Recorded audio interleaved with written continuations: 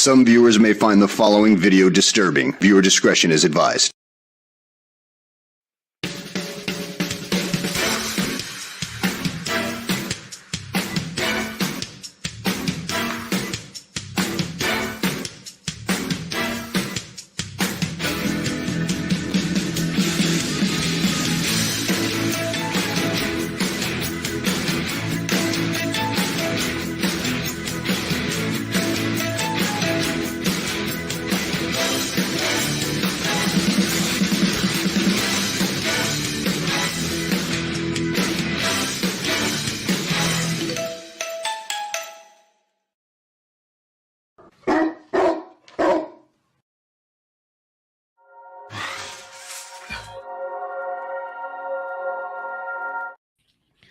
It's 4 o'clock in Los Angeles. It's 6 o'clock in Chicago. And it's 7 p.m. in New York City. Hello, everybody.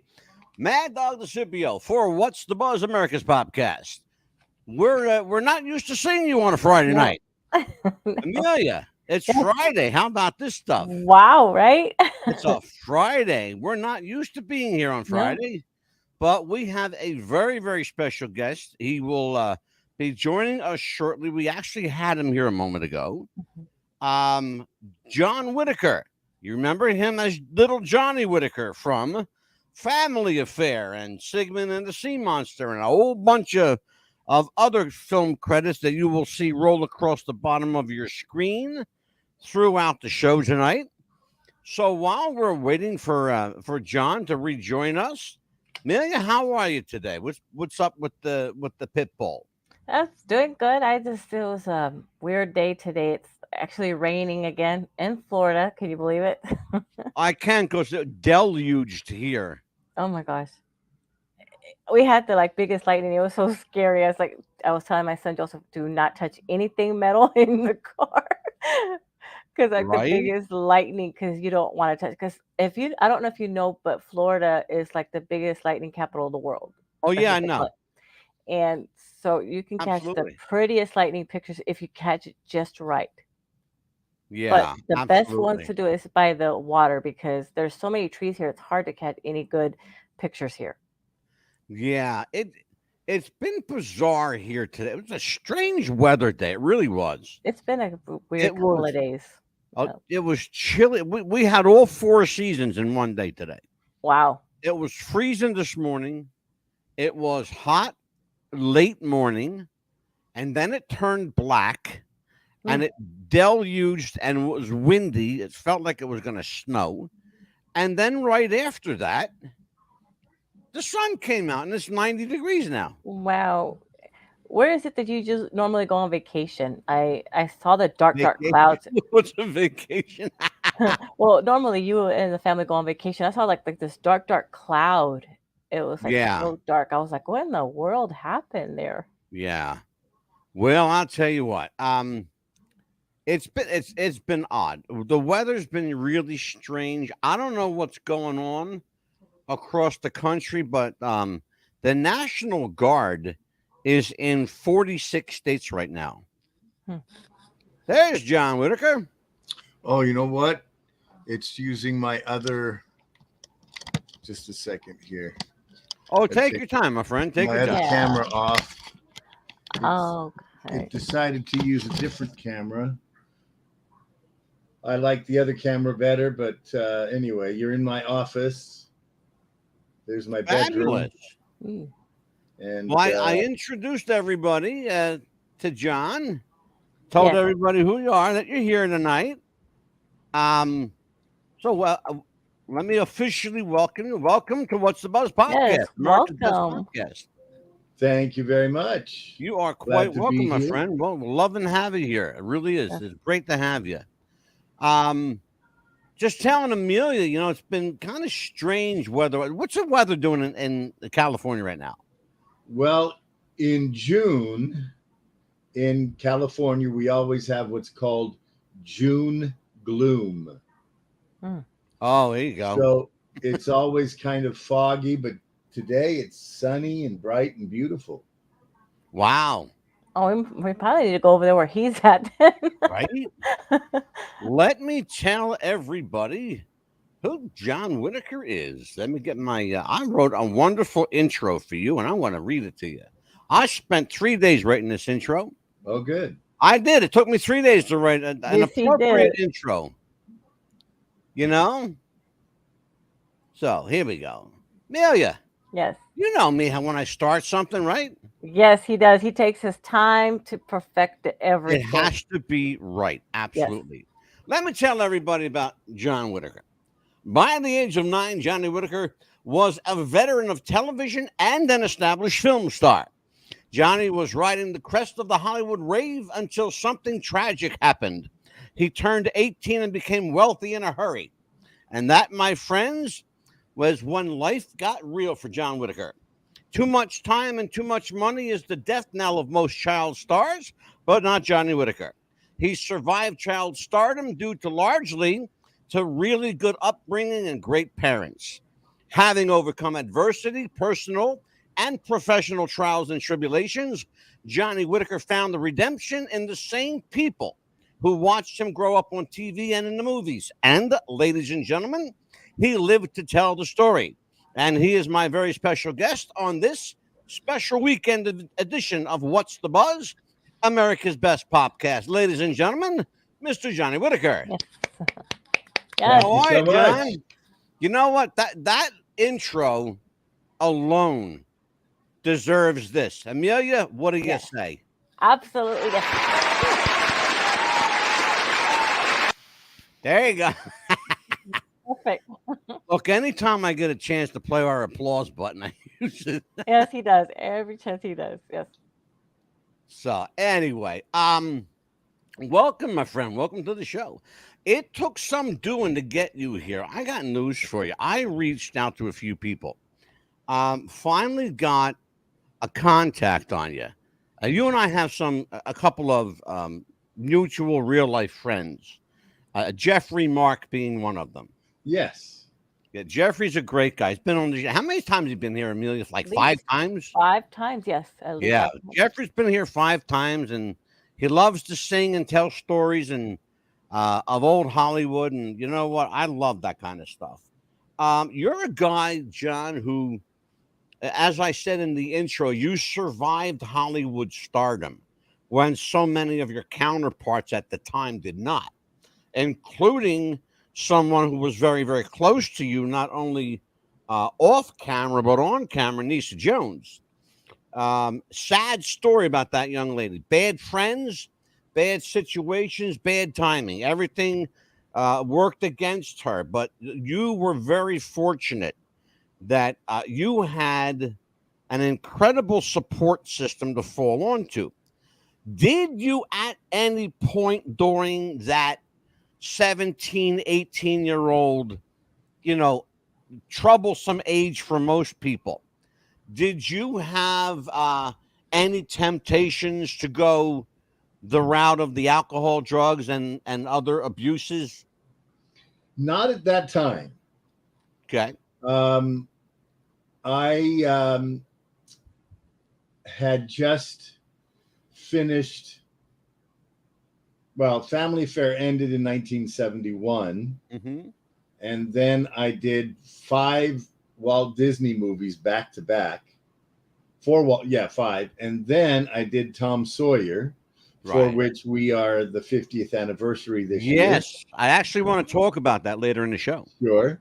And then I didn't take much of a break, but I got contracted to do Sigmund and the Sea Monsters for the next 3 years. And then that was 73, 74, 75. And then in 1976, my younger brother and sisters, we did the Johnny Whittaker Show, which was a family variety show for the 200th celebration, the bicentennial celebration of the United States. Yeah. And we went throughout the Western United States singing and dancing. And that's when I was in Salt Lake City. And the night before was a Sunday night. Mm-hmm. Right. And we were giving in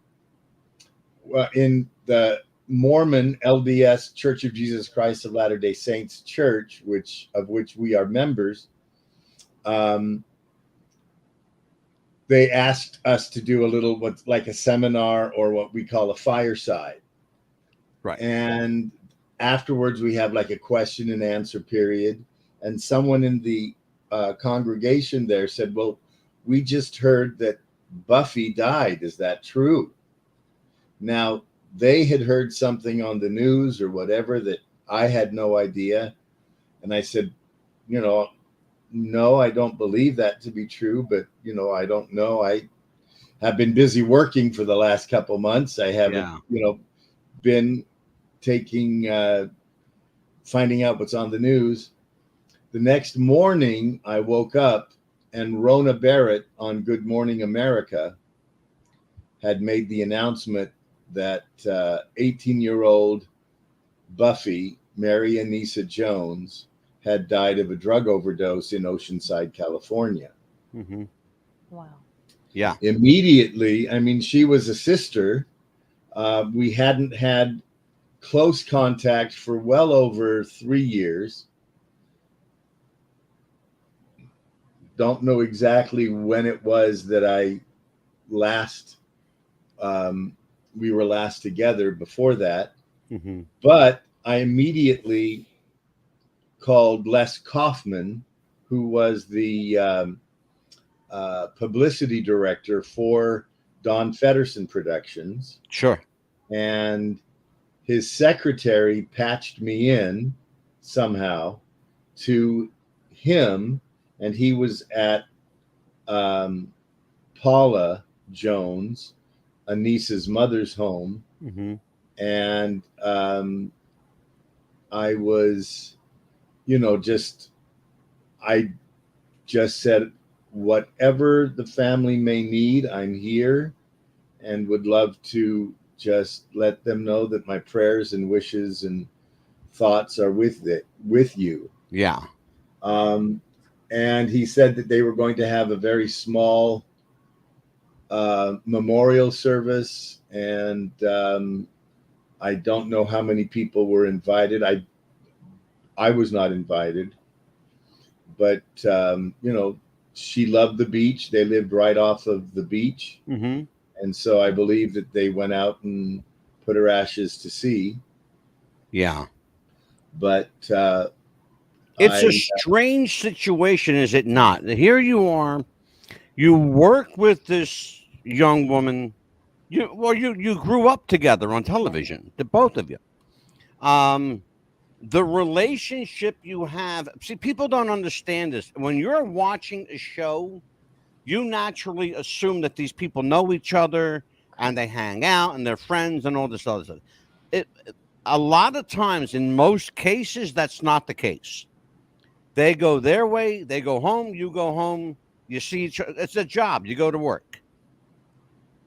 Your relationship with your television sister, was it a close one, or did you just work with her and she went her way?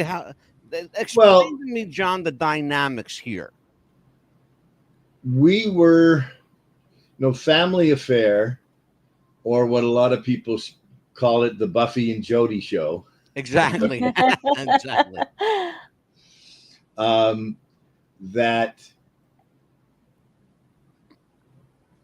The second season, I believe it was called Princess Gowns and Princess Clothing, had come to Anissa and her management and said, we'd like to make Buffy clothes. Right. And that got around, and a group out of St. Louis, Elder Manufacturing Company, got a hold of my management team and said that, and they had a line of clothing called, they had an adult line and then a young people's line. And then they had a children's line, and the children's line they called Tom Sawyer. Right. And so they said, we'd like to make clothes for Johnny to wear on the show. And of course, they had to make 3 of everything, because that's what you do for television. Absolutely. Of course. In case the kids spill something or, it gets torn. Sure. And the way in which we did Family Affair was, Fred McMurray would not do My 3 Sons unless he only had to work for 3 months out of the year. Yeah. Well, you can't do a 27 episode season of a series in 3 working months. anything less than about 9 months. Exactly. Yeah. Sure. Yeah. So they made it so that he would come in for the 3 months. They would do all of his scenes, and then the other 6 months they do all the scenes that everybody else was in. Sure.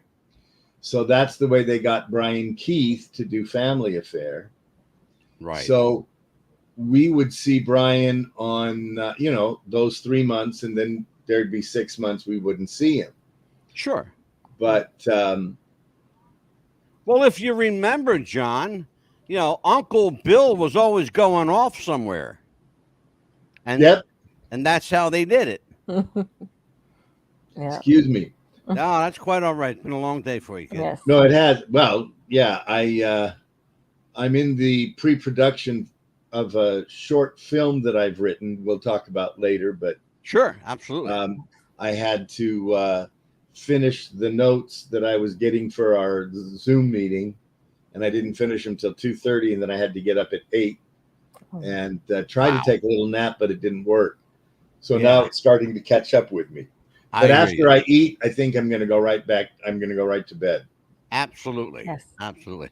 Well, but anyway, thank you for joining us. I appreciate it. Oh, it. absolutely. Yeah, no, we've been talking about it, and I promised, and I'm here. But Family Affair was originally set for a 16-year-old girl, a 10-year-old brother, and a 6-year-old girl. Mm-hmm. My agent, Mary Grady, who, bless her heart, just passed away about 2 years ago at the age of 94. Wow, bless her.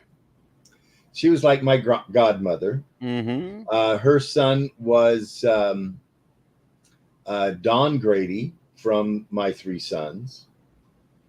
And her daughter was Lonnie O'Grady. Yeah. Who was in 8 is Enough as the oldest daughter. Wow. And so, I mean, she has her own background, but she was my agent all throughout my childhood and teen years. But I had just completed The Russians Are Coming, The Russians Are Coming. Sure. And Brian Keith and I hit it off really well. And he would always come to my little motel room, knock on the door and said, "Can Johnny Whittaker come out to play?" Oh. Because I couldn't say my was, sure. The wed wobbin quasses the woad. Oh. Yeah. And anyway, so I guess he was wanting to know what it was like to have a little boy. He had 2 girls with his first wife. And anyway, so here I am doing this film with some great stars. I mean, Theodore Bickel, Brian Keith. We had, oh, come on, brain. Jonathan Winters and Carl Reiner. Heavy duty. Yeah. Wow, And that's top shelf. yes. Anyway, so I played a little boy who stopped the Russian-American War. Yes, I know the And film. so at the end of the film, I fall off the steeple, and all of the men in the town make a human ladder to make sure that I would get out and off of that steeple. Yeah. But Brian and I had become friends during the 3 or 4 weeks there in Fort Bragg, Northern California. Sure, absolutely. And so he told my mother, and then subsequently my agent, Mary Grady, that he wanted me to play some role, like a reoccurring neighbor role, in his upcoming series. So my agent finagled it so that I could come into the screen test of the 10-year-old boys. And so I came into the screen test, and I was the only 5-year-old boy, 6-year-old boy. Yeah. And they matched me up with Pamela Ferdin. I don't know if you've heard of her. I know who she is, sure. Yes, she was the voice for Lucy for many years. Yeah. And she was also on The Odd Couple as Tony Randall's daughter. Yep. And a couple of other young ladies, and then Anissa Jones. And when Anissa and I were on screen, the producer said, "Stop the presses. We're going to change it from a 6-year-old and a 10-year-old to 6-year-old twins." Yep. Anissa was almost 8 at the time. I was going to ask you about that, because one of the questions, it's funny, went right where I was going to go. One of the questions I was going to ask you is, I know that the production wasn't supposed to be twins. I was going to ask you, when was the decision made to have Buffy and Jody be twins? Because I know that wasn't the original game plan. And I heard that they went through 3 or 4 different incarnations of that. Yeah, I'm not exactly sure of that history. All I remember is being on the set and not having any other boys my age. Yeah. Because usually, I had been working since I was almost 4. Sure. So I was, 3.5, 4, 4.5, 5, 5.5, and now I'm 6. Yeah.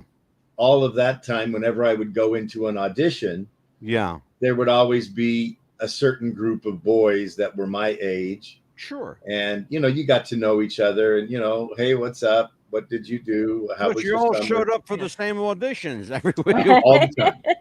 All the time. Yeah. So I'm there, and I'm the only 6-year-old boy. Yeah. So I'm a little uncomfortable, but, okay, just read the lines, do the job. That's it. Yeah. And the rest is, as they say, history. So they tell me, let's talk about history, John. Let's talk about history. They tell me that, like Elvis Presley, you were discovered in church. Absolutely. So what's this about you being able to sing, choirs, and ad-libbing? What's this about you kind of like ad-libbing off the cuff? Well, my mother was a legendary show business. I want to set this up for people. Right. If you want to know how things happen in Hollywood, it's all go to church. timing. Go to church, okay? Because there's always going to be either an agent, a manager, or a scout in church. So who was it that was listening to you sing in church? Well, my mother was the children's choir director that year. And it was October of 1963. And a 5-year-old girl was supposed to sing my role, and my sisters were going to help her sing the chorus to this new song, I Am a Child of God. And so my sisters and this little girl had rehearsed and rehearsed. And when she couldn't rehearse, I was there, and I kind of took her place, not as an understudy, but just because they needed somebody to sing so my sisters could practice. Yeah. While my mother played the piano. Anyway, so the night before, the young lady who's supposed to sing gets the chicken pox. Oh. Oh, wow. She can't come up and be, and my mother thought, oh my goodness, what are we going to do? And my older sister, Sherry, said, well, Mom, Johnny knows the words. He can sing it. And she was, oh, but he's only 3.5, almost 4, but just a little thing. Well, we practiced, and in rehearsal, I did a beautiful job. Everything was great. We get up, and of course, if you've been in a congregation for the young people's choir performance day, all the congregants are sitting down, and all the children are up on the dais or on the pulpit and waving at mommy and daddy. And, I'm sure I was waving at my mommy and daddy. And there I was. And the song came up, and the sister who was playing the piano for us played it. And I am a child of God, and he has sent me here, has given me an earthly home with parents kind and dear. Then my sisters joined in. Lead me, guide me, walk beside me, help me find the way. Teach me all that I must do to live with him someday. And then she played the intro to the second verse. And I started singing, I am a child of God. And I forgot the words to the song, but she's playing along, and I'm singing my song, so I better just fake it through. So she played again, I am a child of God, and he has sent me here. And I am such a real good boy. I'll always be of good cheer. And my sisters were elbowing me. And, that's not the right words. And I was like, leave it alone. People are watching us. Look out at the audience. Just smile. Oh, my God. That's hilarious. Just keep on singing. Go on with the show. And so my sisters then went ahead. Lead me, guide me, walk beside me. And then the third verse, we got just fine. In the congregation, actually, the Osmonds were in the congregation. Oh, wow. Oh, good Lord. The Osmond family, they were all living, 96 of them. Yeah. Well, at the time, there was the 8 boys and Marie. So bless your heart. Anyway, they were in the congregation, but it was not anybody from the Osmond family. There was another member of the congregation, and her son had done some commercials. Mm-hmm. And I suppose her agent was looking for new talent or whatever, but just said at 3.5 years old, he was able to get through and just be professional in a church performance. He's got it. So my mother and father being, we're now 5 children with a baby on the way, or maybe she was just born. Mm-hmm. I got to remember. I'm writing my memoirs, by the way. Oh, okay. So it's all in there. But when I'm not exactly sure. I'd have to look back and remember when my sister Mary was born. It was 63 or 64. Because if it was, well, she just turned, so it was 63. So she was just born because she just celebrated her 60th birthday. No, okay. 62. Okay, so she was just an infant. Okay. Because we had her celebration in Cancun, Mexico, my sister Mary. Beautiful. And anyway, so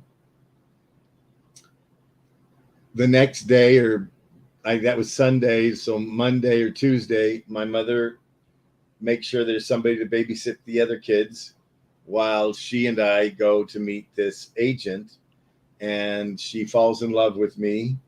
And actually, my first agent was Ken Osmond's mother. Sure. Ken Osmond. For those people who are too young to know, Ken Osmond played a character on Leave It to Beaver called Eddie Haskell. Exactly. See, I'm old. I know. You got it. So, but I went to meet with her. She sent my mother and I on an audition that very hour. Wow. And I got my first job. And then I started. I got a question about that. Because here's the thing. You know, at a certain age, you can decide for yourself whether you want to act or not, or whether you want to be a part of this kooky business. So you're 3.5, 4 years old at this point in time. You know, just a young child. Let's put it that way, right? So you're really like kind of like, you know, oblivious. You know, I wouldn't say, you know, kind of open to what's happening, but you're not really having a choice. These people are making the decision essentially for you. But at some point, you either like what you're doing or you don't. When did the "I really like this" kick in?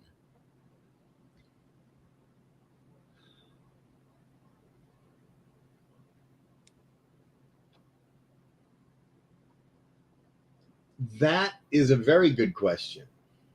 I pride myself. Thank you. But I don't know if I can give you an answer, actually. That's fair enough. And I've actually, and I'll tell you why I asked that, John. We've had a lot of actors and actresses on the show, people in the entertainment business, everybody from, you know, character actors to stars to directors and everyone in between. The one thing that I always ask someone that was a child actor is, when did the "I want to do this, I really like this" kick in? And most of them can't tell me. So what you're saying confirms 99% of everything I've already heard. They don't know either, John. They just know that at some point this became their normal. This became their normal. This kooky, crazy way of life, you know, not going to work, but working, you know, making money. Right. Well, I have always been, well, you know that I work in the mental health field as a drug and alcohol counselor. Yeah, we're actually going to talk about that quite a bit. But because we're at that point right now, one of the things that I have studied and been a life participant in is the fact that child actors or children who work at an early age, they kind of are forced into a situation that may or may not be comfortable for them. Yeah. For me, I loved it. You know, it was, I liked the accolades. I liked people, fawning on me. And for that reason, I hold on just a second. I'm looking for something. While he's doing that, I guess we could go ahead and do our break. Well, yeah, you know what, John? I'm actually up against a hard break right now. Why don't we do this? Let's take a word from our sponsor, and we'll come back. We'll come right back with you. Okay? How about that? Sounds great. Let's do that.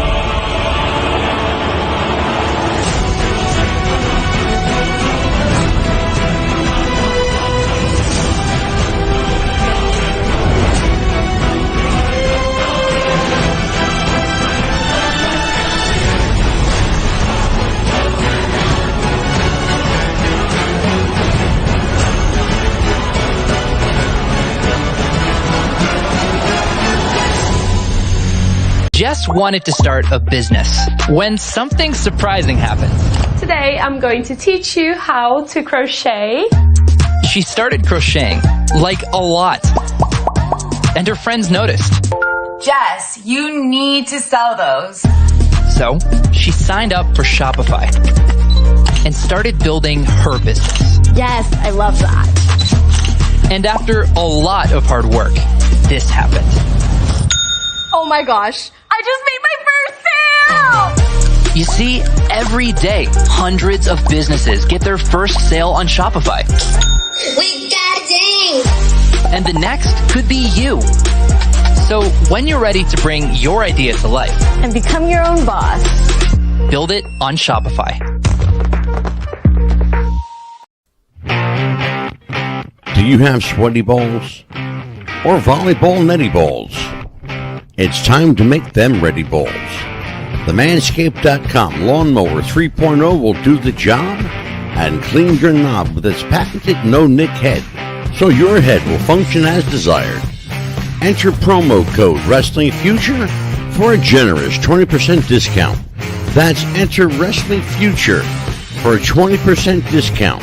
Manscaped.com and Wrestling with the Future, going balls to the walls with Manscaped.com. And the Lawnmower 3.0, your balls will thank you. And so will we. What's the Buzz Podcast wants to welcome Radioactive FM 88.6 in Wellington, New Zealand, Radio Perth, Australia, and RTL Radio 102.5 in Milan, Italy. Welcome aboard, and welcome to the Buzz. You are watching What's the Buzz, America's Best Podcast. I am Mad Dog, Angelo Mad Dog DeCipio, joined, as I am each and every week, by Amelia the Pitbull Chapman. Tonight, our very special guest, actor, drug and alcohol counselor, John Whittaker. How are you, John? Welcome back. Very good, thank you. I just had to put something in the stove so that we had potatoes in my St. Louis ribs. St. Louis ribs. St. Louis ribs. We're all going to John's house for dinner, by the way. Absolutely. Let me talk a little bit about, you are John Orson Whittaker Jr. Let's talk about John Whittaker Sr. What kind of dad, what did you have? What kind of dad was Pop? Well, my father grew up, he was born in 1927 or 28. And right growing up in the Depression. Mm-hmm. He grew up in central Utah, where many Whittakers live. Actually, I had to do a podcast, and I thought I was going to make it to Provo from LA in time for the podcast, but I didn't. So as I was driving through Fillmore, Utah, I went into the local grocery store and I asked the young lady there, I said, "Do you know any Whittakers in town?" She goes, "I'm a Whittaker." Oh, And really? I said, "Really?" And she gave me the number to her aunt, and I called the aunt. She goes, "Oh, Johnny, I know who you are. Everybody knows who you are." Oh, And what can I do you for? And I said, "Well, I've got a little situation. I need a room with my computer for about an hour, and that's about, about 2 hours, and that's all I need." And she goes, "Well, come on over to our place. We'll give you a room to." So I did. Mm-hmm. I finished. It was actually a Zoom class. I finished the class, and it was almost 11 o'clock. And she goes, "Well, you're not leaving here at 11 o'clock and driving anywhere." He said, "I got a room over here and you can stay." And so I got a room and a great breakfast the next morning and then left. Wow, But that's beautiful. that's when my father was born, in Kanosh and Fillmore, Utah. And then they moved to Nevada. Right. And were itinerant farmers, picking fruit, because that's what a man and his wife and 8 kids could do. And my grandmother was teaching them, and she had a high school diploma, or maybe even a little bit of college, but enough schooling to where she would make sure the kids got some education. Then they moved to Ellensburg, Washington, where my grandfather bought a farm, and that's where they homesteaded or stayed for most of the rest of the time. And then when grandpa retired, they moved back to Utah, and that's where he passed. I'm always interested in knowing about the male aspect of the family. You hear these stories coming out of Hollywood. It's the mother that encouraged the child. It's the mother that participated at church. It's the mom that did a lot of the the leg work. But you very seldom hear, at least positive stories about the father, the male influence on the family. Well, my father and mother met in northern Utah, Mm-hmm. in Logan, and they were going to Utah State University there. Okay. And my mother was the Delta Phi Queen that year. And my father knew my uncle, my mother's brother, and they were like fraternity brothers.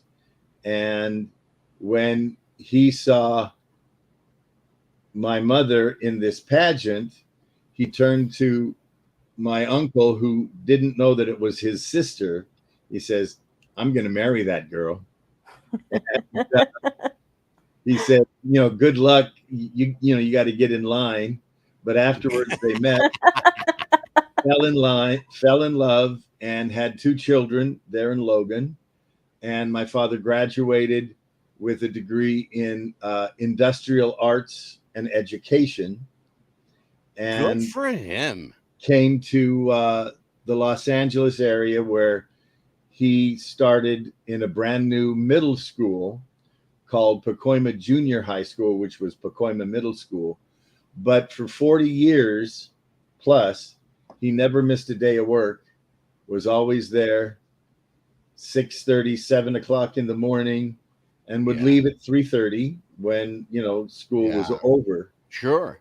But then, because he had 5 or 6 hungry mouths to feed, he started a gas station, which took him to the cleaners, unfortunately. But then he started working with the youth probation and youth detention, and working with them and teaching them industrial arts and leather working. And then I started working. And when my salary started to exceed his salary, he stopped working 2 of his jobs, but continued the teaching as my salary and my income, doubled and sometimes tripled my dad's income. Yeah. Was that difficult for him to deal with, John? I don't know. I'm asking for a very specific reason. Danny Bonaducci was a friend of mine for a little while. And we got to have our prayers go out to him. Yeah, Danny needs a lot of prayer right now. He's dealing with some serious stuff. But Danny tells the story. In fact, he told it to me personally at my father's restaurant.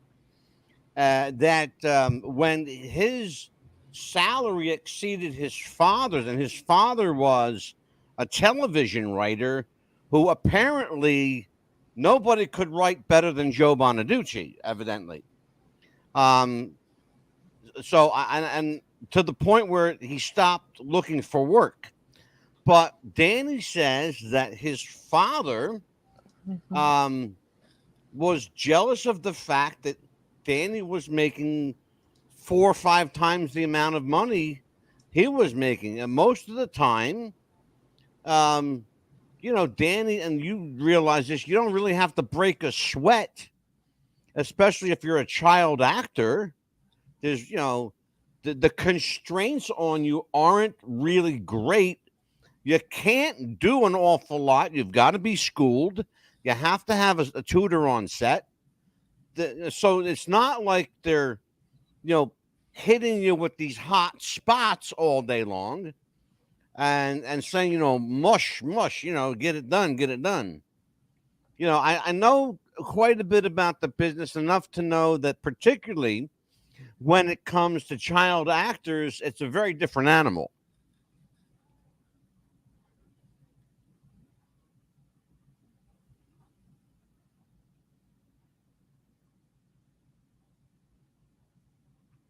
Yeah, John, your mic is muted. Yeah. There we go. I had to tell my buddy to take the meat out because the buzzer had rang. Anyway, oh gosh, that smells good. It's almost time for dinner. Anyway, my mother was the go-getter. She was the one who kept us going and was there all the time for me. But so my father continued his job, never missed a day. Right. But, as I started working and taking mom away from the kids, we got a helper. We never called her a maid. We never called her a nanny. She was a helper. Mm-hmm. And when my brother called her a maid, my mother swatted him on the bottom and said, "We don't have any maids here. She's one of us, and she's just helping me because I'm helping Johnny." So she didn't speak any English, Spanish only. And my father spoke fluent Spanish. So they had their conversations together. Anyway, I'm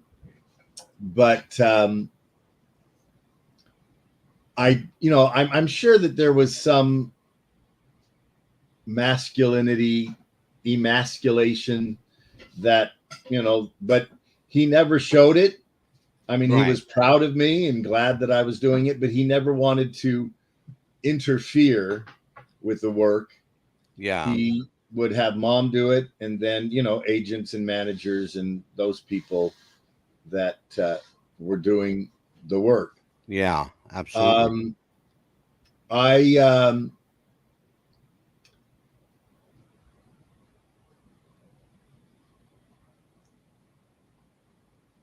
I don't regret any of my past, even some of the torrid past that I have, because it is made me who I am today.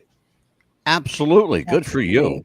And, you know, although some of my actions were not as Christian and appropriate behaviors for the way that I was brought up and that I believe and that I attempt to follow as a good Christian, a follower of Jesus Christ today.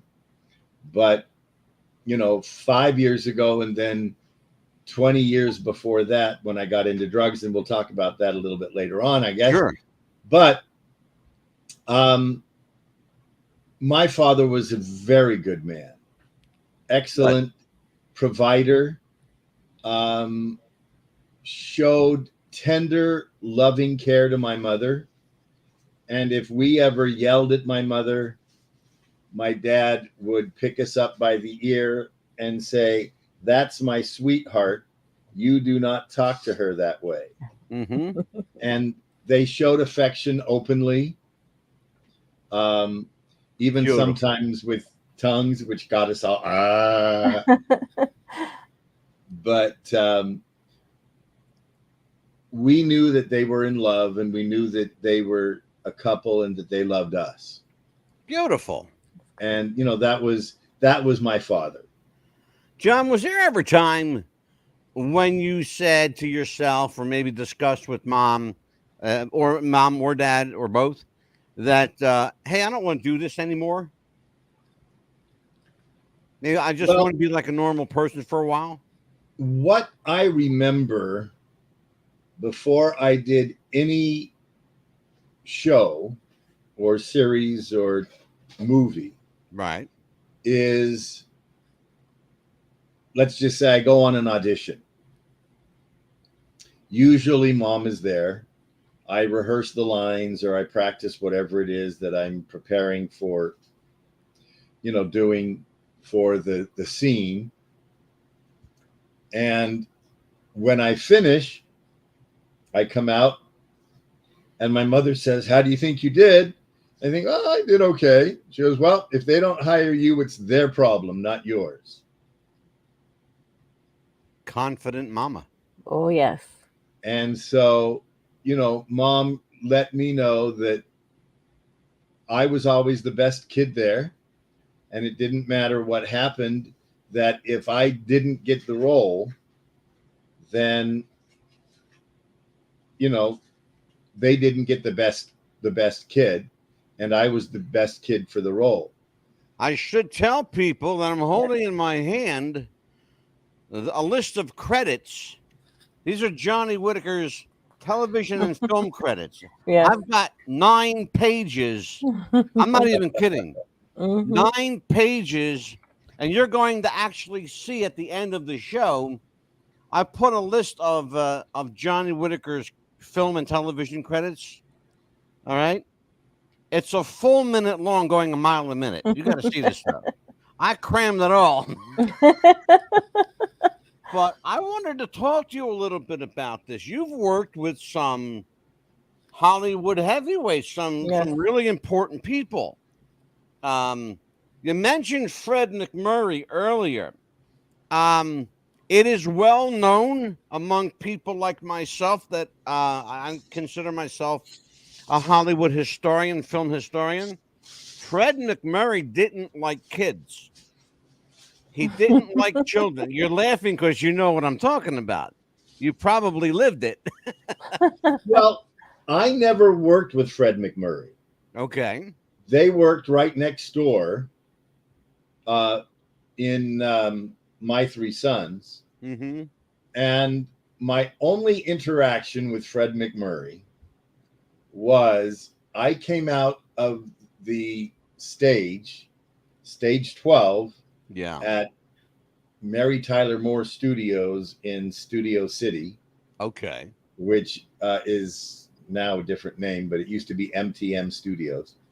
But 4024 Radford Avenue, CBS Studio Center.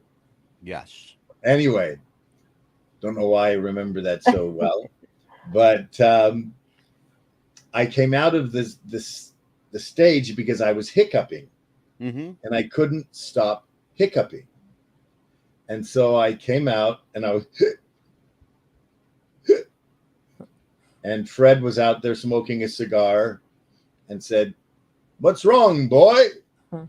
And I said, "I'm hiccuping, and I tried everything, and I can't get rid of the hiccups." And he goes, "Hold on right there. Hold on just one moment." He ran into the studio, or into the stage, which was stage 10, I think, and came out with a little cup of water. He says, "Now, drink out of the wrong side of the cup." And I said, "What?" So, here's a cup, and you would drink out of this side like that.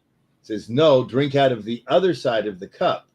And so I went, and you have to bend over all of the way. Yes. But in doing that and sucking it up, somehow it reverses the hiccup action. It sure hell does. And yes, it works. Don't ask me immediately. How Immediately for me.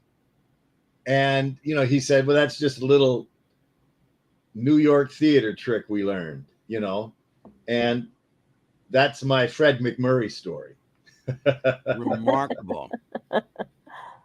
A lot of actors we speak to here on the show, particularly people that worked as child actors, they have their favorite and least favorite personality.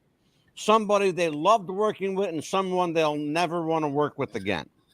Let's do both of those. Who is the one that you would love to work with every day?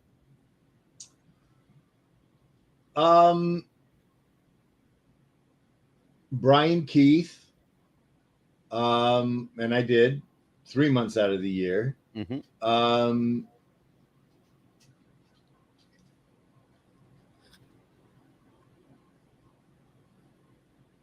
Just going down the list in my head. I mean, I didn't have anybody that I wouldn't like to work with on a regular basis. Really? Will Gear was fun to work with, and after I worked with him, he became the grandpa on the Waltons. Walton, sure, yeah. And he played my grandpa in a Disney movie called Napoleon and Samantha. Yep, I know that one as well. And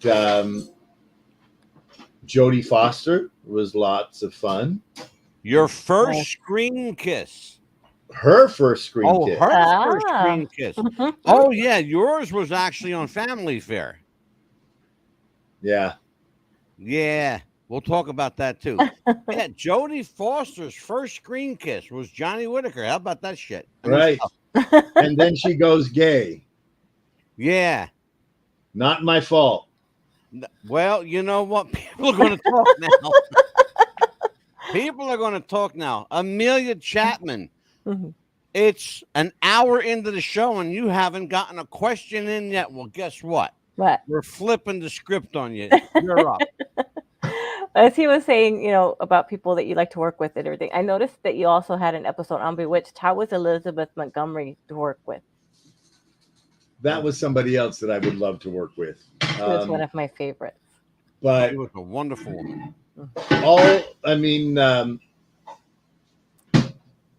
Mad Dog, you and I are in the same age range. Growing up, there was Bewitched. Yes. And there was I Dream of Jeannie. Absolutely. And there was Gilligan's Island. Yep. And those were all the girls that we all wanted to, be with. Oh, sure. And Dawn Wells and Bob Denver were friends of mine. Dawn was a beautiful may they person. Both rest in peace. Yes. But anyway, so I, of course, was enamored by Elizabeth Montgomery. Who wasn't? She was and when I found out that I was going to play a role on Bewitched, and now I'm going to get to see how the magic is done. Yeah, because you think? because in Family Affair we didn't have much magic except that the back lot at 4024 Radford was Spain, Italy, Brazil. Mm-hmm. Where else did we go? Tahiti. Yeah. So It became whatever country they needed it to be. Right. and so Exactly. that's what was the magic to us, where we were in a different country, but we were still in Studio City, California. Sure. But I got on the set and I was nervous as heck, and I'm usually not nervous on the set. Okay. But here I am with my star, Absolutely. Elizabeth Montgomery. Mm-hmm. And this was the brand new Darren. Oh, yeah. Dick Sargent. Yes. Dick York had been ill and left the show. And so Dick Sargent came on as the new Darren. Yeah. And Elizabeth was pregnant. And I think she had already had her son, but she was playing in pregnant clothes. Yeah. But they were doing the episodes where she was pregnant. Sure. Anyway, and so I am on the set, and the first scene they're doing some magic, and they say freeze, everybody freezes, and somebody goes in and pops in or pops out or something pops in, and I go, that's how they do it, Mm-hmm. And then they say, okay, and action, and so then they continue the scene. Anyway, I was enamored by her, and I only had a couple of scenes with her, but she's another one I would love to have worked with more regularly. I would have gave a year's salary just to see Barbara Eden's belly button.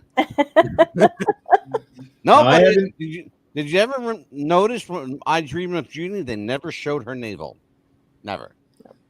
That was considered obscene, Amelia, back in the day. Oh, yes, it was. Exactly. Oh my God, the TV censors would go crazy.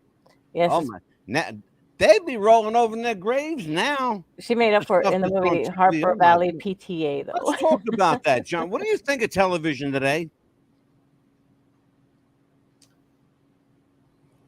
Well, when you and I were growing up, we had 3 stations. Yeah. ABC, NBC. CBS, and NBC. Yep, that was it. Yep. Now, in some markets, you might have a local station, and in some areas, you might have a PBS station, but you had to have rabbit ears to get them. Right. We had them. Yeah. Right. So you had the UHF so that you could get that. Mm-hmm. Oh, yeah. Then television and streaming television kind of exploded. And we had, of course, Fox and Warner and all of these others that grew. Yeah. Mm-hmm. So there was a lot more content that was available. Mm-hmm. Sure. Not all of it good. Yeah, true enough. Yeah. But nowadays with streaming, as I'm sure you've noticed and you've recognized, that there are literally tens of thousands of channels that we can go to and see. Unfortunately, there are not tens of thousands of channels we can go to for positive, good television viewing. I say that 1,000 channels and nothing to watch. Nothing to watch. Nothing wholesome, nothing entertaining. Reality television isn't even reality television. It's scripted. Got news for you folks. If you think that any of those shows are reality, there's a writer back in some room somewhere writing this mess. Yes. That ought to tell you all you need to know.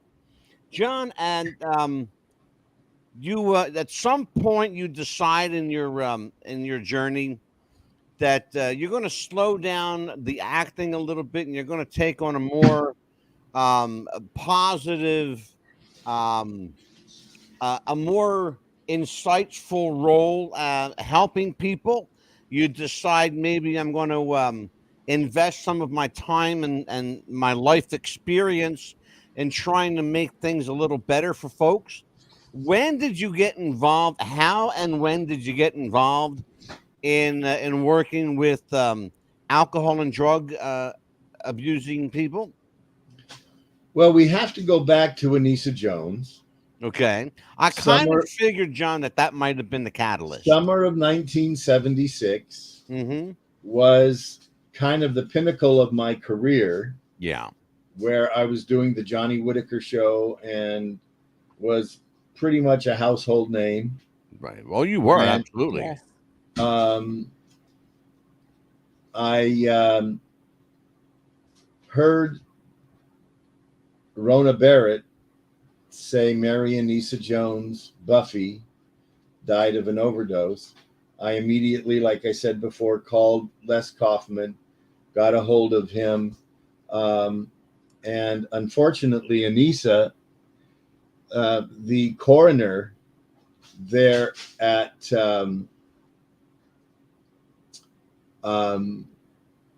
Oceanside, where she lived, or where she was partying, she actually lived still in Los Angeles, in Playa del Rey. Mm-hmm. But the medical examiner said he'd never seen that amount of drugs non-ingested in a human being before. He said that there was almost a baseball size of pills that were in her stomach. Oh my God. Yeah, that's documented too, by the way. So I'm going to just give everybody kind of a little, right where you are, I'm going to give everybody kind of a little a synopsis of what John's talking about. Anissa's, actually it's Anissa's drug problem continued to escalate to the point that she was taking large amounts of Quaaludes, angel dust, coke, barbiturates, liquor, and marijuana. Buffy's life was on a one-track road to hell, and Uncle Bill, Jody, Sissy, and Mr. French were unable to pull her out. On August 28, 1976, while attending a party at her friend Helen's house in Oceanside, Anissa would take one of her healthy doses of barbs, phenycycline, coke, and methaqualone, and her boyfriend claims to have checked on her, which they later found out he was lying his ass off. Said she was fine, and she wasn't. An hour later, her friends would find her dead.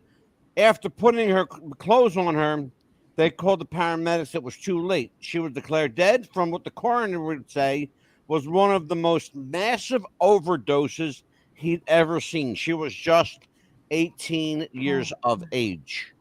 John, too much money, too much time, too much fame. What was it too much of, my friend? Well, she had mom. Unfortunately, both. Means, opportunity, and motive. Yeah. MOM. She also had a mother that in the past, she depended entirely upon Anissa's income for their income. Right. And for that reason, when she stopped working, of course, she was not very happy. And Anissa had chosen not to work anymore. But she went on to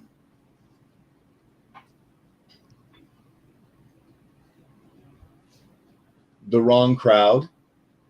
But so that was kind of a turning point. I had chosen to stop working, but my agent didn't stop submitting me. I still did another pilot episode for a series called Mulligan Stew. I remember it. And I played the oldest boy, and I had a cousin who was older than I was. And it was kind of a family affair, mixed family with my parents. Mm-hmm. Eleanor Donahue played the mother. Absolutely. Anyway, I then went back to high school. I was on the cheer team. One of my girlfriends was a cheerleader and wanted me to be her guy cheer that would lift her up and throw her up and around. And so I did that and took some gymnastics classes, thinking I might be Russ Tamblyn or something like that. But that didn't work out necessarily. But I then went to college, and while in college, I was given an opportunity to talk to my bishop, which is my ecclesiastical leader, and all young men in the LDS church at the age of 18 prepare for a mission by the time that they're 19. Right. And so 1979 to 81, I served a mission for the LDS Mormon Church in Portugal. And that was a beautiful experience. I still speak Portuguese today, é verdade. Eu posso falar português sem qualquer dúvida. And then some. But I came home from my mission, married a beautiful model. 4 years into the marriage, she divorced me to marry the man who gave me my bachelor party. Ouch. I That had hurt. a girlfriend who had a 4.5-year-old daughter who wanted to play ball while I was raking in the backyard. And so I hopped the fence and asked her mother if we could play. And she said, no, not unless she could play along with us. So the three of us played. And that was in June. And in July, August, and September, we became kind of a couple. September, she called me because I was in Los Angeles and she was in Utah and said that she was pregnant. I immediately got, on the phone. Yeah, sure. I may have been in lust with her, but I told her that I was in love with her and that I loved her daughter and that the girls and I would be a family. And she goes, I don't love you and I don't want to have your baby. Oh, there's a brutal wake up. She's saying this with some conviction, evidently. Oh, yeah. Now, her child, that was the 4.5-year-old, was the product of a gang rape when she was in a bar. Yeah, gotcha. But she chose to keep the baby, and I applauded her for that. But now they were in a relationship where it was, semi-positive, I thought, It was not forced sexual encounter that I believed. And I believe both of us liked what was going on. Sure. And she says, well, I'm not going to have an abortion. Right. But once the baby's born, I'm going to give it up for adoption. I said, well, fine, you can give it to me and I will raise the child. No, I don't want that. Wow. And your hormones are raging. Things are crazy. Yeah. And so I tried to get in touch with her a couple of weeks later. It was October. She wouldn't answer the phone. I tried her a couple of days later. She wouldn't answer the phone. I contacted her mother, who three-wayed me in with her. Sure. And I said, look, I'm just here to help you. I love you. You're going to have my baby.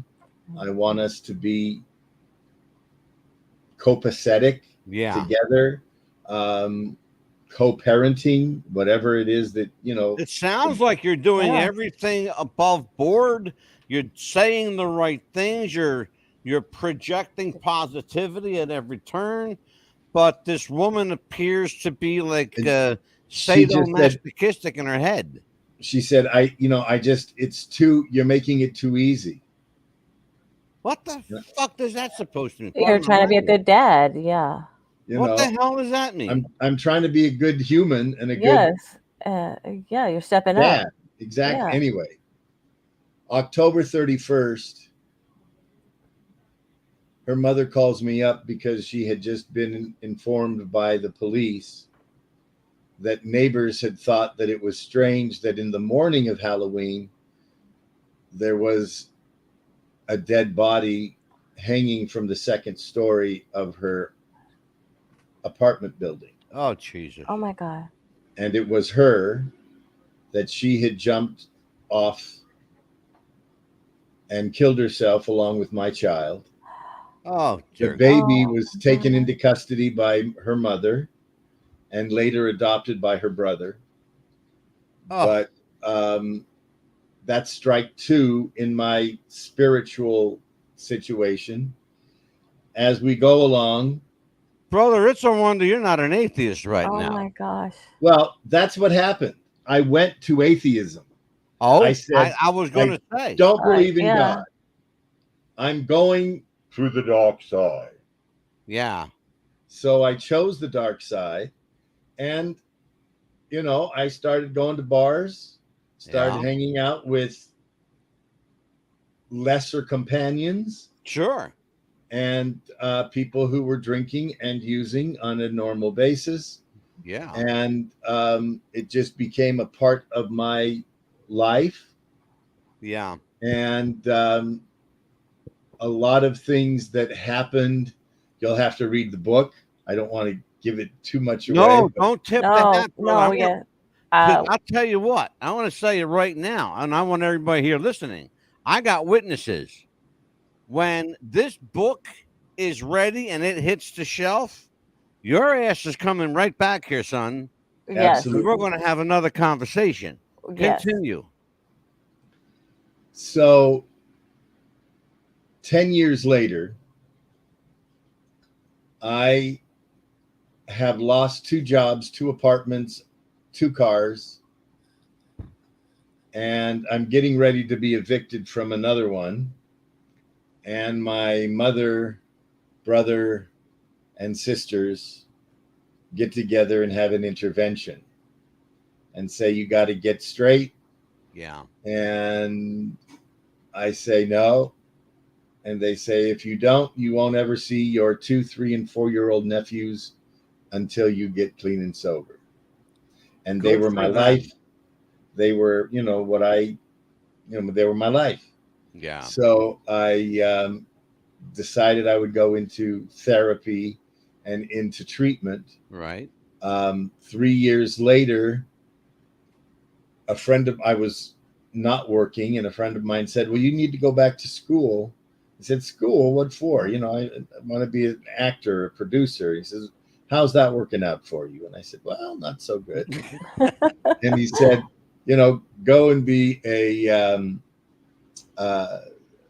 drug and alcohol counselor. So I took one class, fell in love with he was a man, but I fell in love with his manner of teaching, his mannerisms.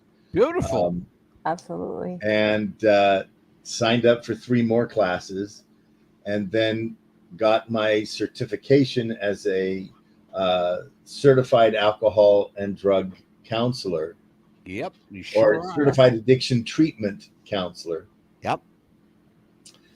And as I finished that, started working in the field and realized that I had a calling. Yes. But one thing I just want to go back to, we were talking about, some of this mental health with kids growing up in movies. Sure. Television. It's critical that we discuss it. Absolutely. 5 ages of adolescence is something that is supposed to be done by the time that you complete puberty. And those 5 stages are as follows. 1, find your peer group. You find the group of friends that are like-minded, that, you like to hang with. Mm-hmm. You find a career path. What are your likes and passions? Yeah. And what are your educational needs and wants? Yeah. Mm-hmm. Then you find your life's moral compass. There you go. What is the way in which you're going to live your life? Religious or spiritual belief structure? Are you conservative or a liberal? What ideas do you follow? Mm-hmm. And then fourth, finding your sexual identity. Recognizing that you are gay, straight, bisexual, a womanizer. Mm-hmm. Also your beliefs in a family life, if you want to have children or not, and how many children, right, and what that might look like. And that's part of your sexual identity. Yeah. And then the last is rebellion against authority. Absolutely. Now, those are the 5 stages of adolescence, or tasks, I guess, is a better word for it. Because it's not stages, they're tasks. But when you look at that, a peer group, when you're 6, 7, 8, 9, 10 years old, is forced upon you. Sure. And most of them are 10, 20, 30 years older than you. Absolutely. Oh, yes. But that's your peer group. Sure. You have a career path already made for you. Absolutely. Of course. Yeah. So you don't have a chance to choose or find a career path. And that was what I alluded to you earlier. You don't have a choice. You become an actor. Okay, so I'm an actor now. That's what I'm going to do. I'm with no say in it. Yes. Let me tell people that John Whittaker worked as a mental health counselor at the Center for Counseling and Education. He has been a member of the board of directors at Alcohol Justice, the LA director of A New Path, Parents for Addiction Treatment and Healing, and the High Road program, which is Cocaine Anonymous World Service Office in Southern California, among other things. At the end of the show, you will see a list of John's credits.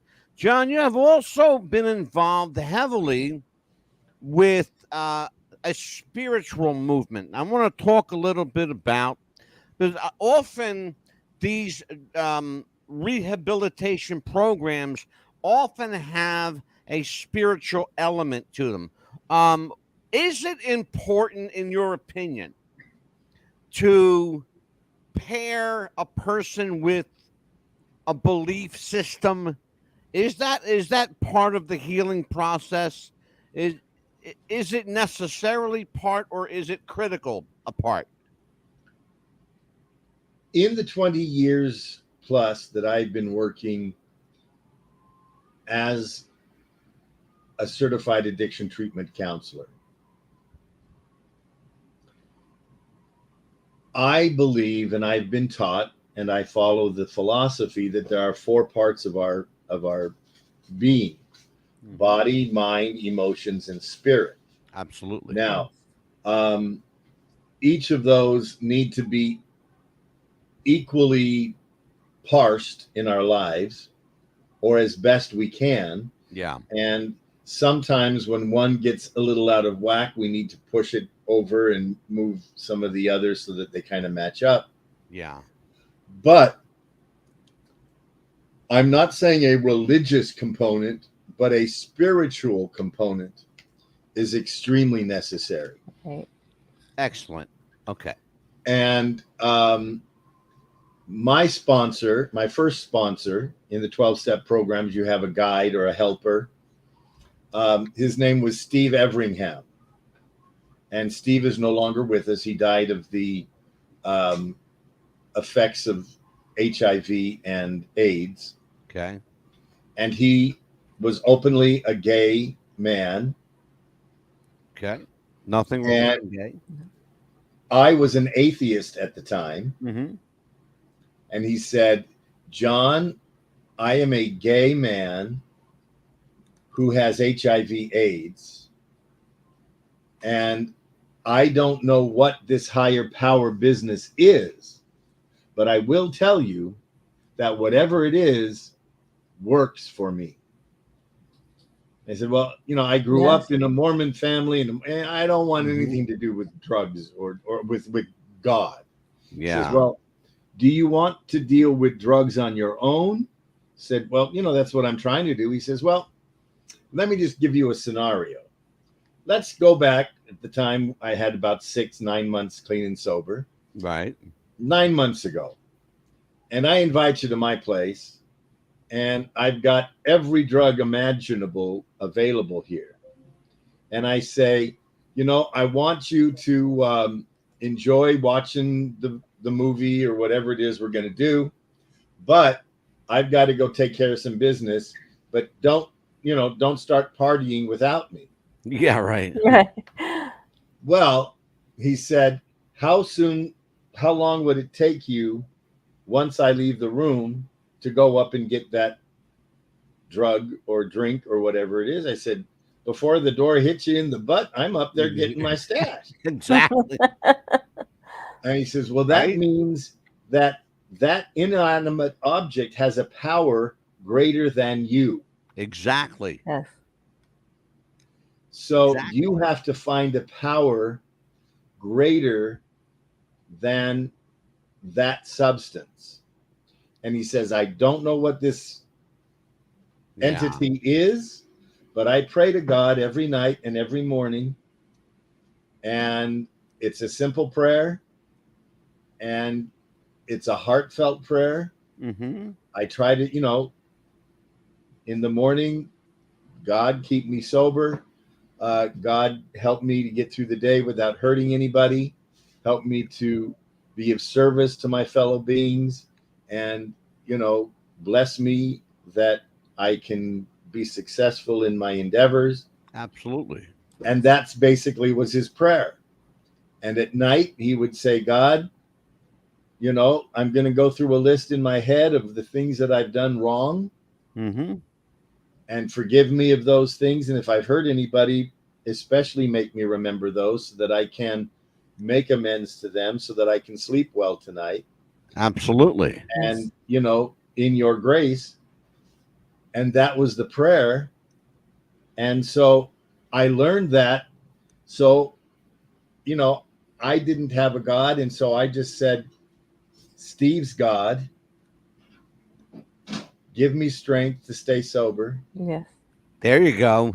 And I love it. I stayed sober with Steve's God. There you go. Yeah. Then 4 years into my recovery, my mother is now the adult music coordinator for her congregation. And it is Easter, and Mom says, I want the boys and girls to sing for my Easter celebration. Right. And my brother and I were both not very active. My sisters were. Sure. And we would go ahead and sing. Mom wants it. We're happy to do it. So we're singing these Christian hymns of the resurrection of Jesus Christ. Sure. And I'm singing it, got the words down, got my tenor part beautifully done, and getting ready to sing and go up to the pulpit when the bishop pulls me aside, and I had lost my power of the priesthood when you are in the LDS church, and I had been excommunicated. So, but I didn't want anything to do with God. Right. And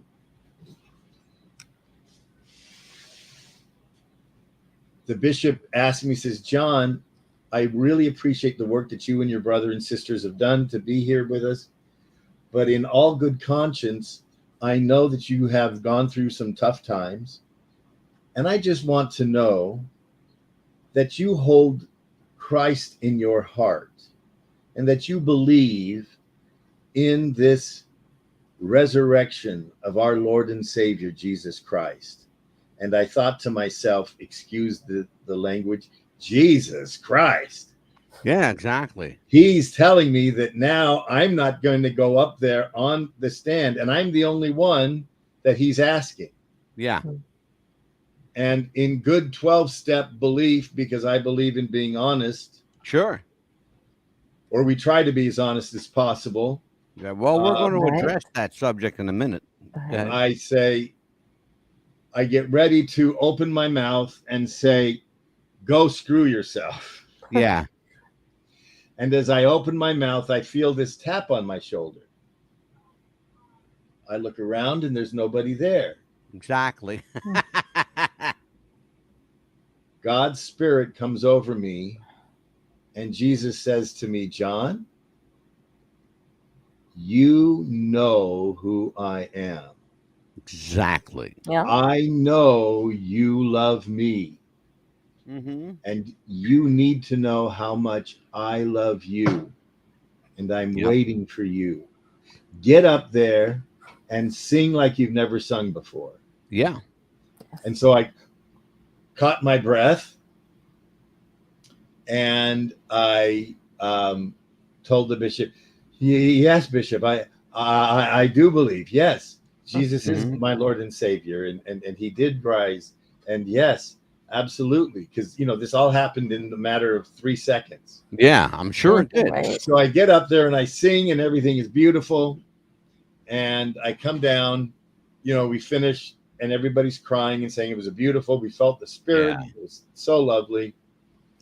And I go home and I call Steve and I say, Steve, guess what? I'm Christian. And he says, bullshit, you're Christian. And I said, what? How can you, a gay, AIDS-laden man, tell me I'm not a Christian? He says, John, Christians do certain things and you're not doing any of them. Now, you can believe in God and you can believe in whatever God you choose. Absolutely. If you're going to call yourself a Christian, you're going to be a Christian. Absolutely. Yes. The moral of the story is you can bullshit yourself, but you're not going to bullshit God. Nope. Absolutely not. So that was a 20-year process. Right. That brought me to being able to be rebaptized in the LDS church, receive all of my blessings back in full-fledged. Good. And, you know, I don't hold any scorn or remorse toward the LDS church for their actions. I played against the rules and I did things that were non-Mormon. Right. And, you know, I accepted that, but it also let me go hog wild, which I did. Sure. Yeah. Well, every organized religion has its detriments and its assimilations. We all have to understand what our limits, though, are, what we are willing to deal with spiritually, what we're not willing to deal with spiritually, and akin ourselves to an organization or a belief system that works for us. That's why there are so many, religiosity is all around us.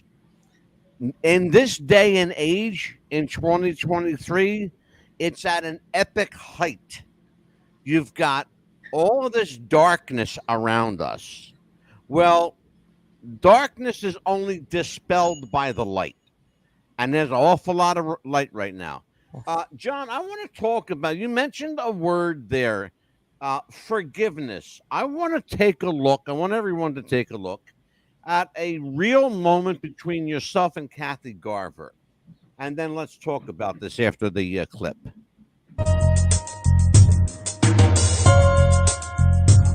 I'm here because I know that there might have been some bad blood between us. Oh. And wanted to apologize if there was anything that I've done to cause you to have feelings. If you had, at any time, in all of the gigs that I set you up for, called me and said, thank you, that would have been very nice. Nothing was done to hurt you specifically. If it has hurt you, then I'm truly apologetic. I accept your apology, and I think that is very good. I want us to be friends. I want the future to be as positive as possible. Heck, we got 50 years together. I'm 39 myself. Absolutely. Okay.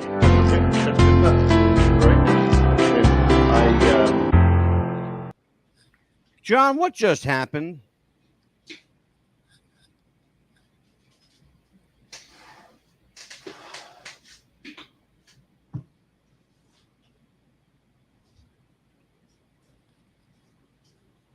Kathy, who was my sister in Family Affair, and we spent 5 seasons, 5 years basically together. And I thought we were friends. And I truly understand, to an extent, the pain that she may have gone through, and the fact that 80% of the gigs that she got for me, I never asked for. I was never contacted by her. I was contacted by the producers, or those individuals who then contacted me. I know that to be true, by the way. We invited Kathy Garver on the show. She declined to be here today. We invited her a week ago. Oh, okay. Knowing that you were going to be on today. Let me tell everybody, from an outsider's perspective, we do painstaking research on this show. Yes. I wanted to make sure that I had my I's dotted and my T's crossed before I played that clip. I will tell you that I absolutely believe you. I will tell you that watching that clip was disturbing to me the first time, and it was disturbing to me this very last time, and that's the last time I'll watch it. It bothered me that I could see in her mannerism. I read people's body language. Yes, I'm very good at it. And I could hear the tonality in her voice. And I don't believe, not calling her a liar, I will say I detect a layer of untruth there. I kind of felt that myself when I saw it just for the first time. And I will tell you, you were incredibly uncomfortable. You looked like you didn't know what to say or what to do. I noticed, though, it was a hug coming in the door and a handshake going out the door. Why the change of energy from her? What happened in that house? Well, that actual scene was take 2. Okay. Oh. And that should be telling in and of itself. This was for an Oprah Winfrey special for her channel. Where Are They Now? And it was highlighting Kathy, which was a beautiful thing. And she was, the star of it. Now, they contacted me and asked me if I would surprise her. They would fly me to San Francisco, where she was living at the time. Right. And I just said, well, I don't think I would be a pleasant surprise for her. It appeared that way. Yeah. And, it would be on her turf, but I do not believe that it would be a positive situation. They go, oh, well, why not? And I had explained that there was bad blood, that we do autograph shows, Comic Cons, and things like that. Sure. Kathy refuses to take a picture with me. Right. Even after the 50th anniversary of Family Affair came out. Yep. I know that to be true. She refuses to, we do a show together in Kanab, Utah. I did a 2-episode of Gunsmoke there. And so I'm welcome there as a guest for their Pioneer Cowboy Days. Mm-hmm. And it's a beautiful few days where you get to see horses and cattle running down the middle of the street, and kind of cool. Right. And it's an autograph show. Sure, absolutely. Yeah. And, the producer of the autograph show said, oh, well, Kathy's here, so I'm sure she'll love to sit with you. Yeah. And I said, I have absolutely nothing against Kathy. Yeah. I wish her the best. I want only the best for her. But I do not believe that she will want to sit with me. Please ask her.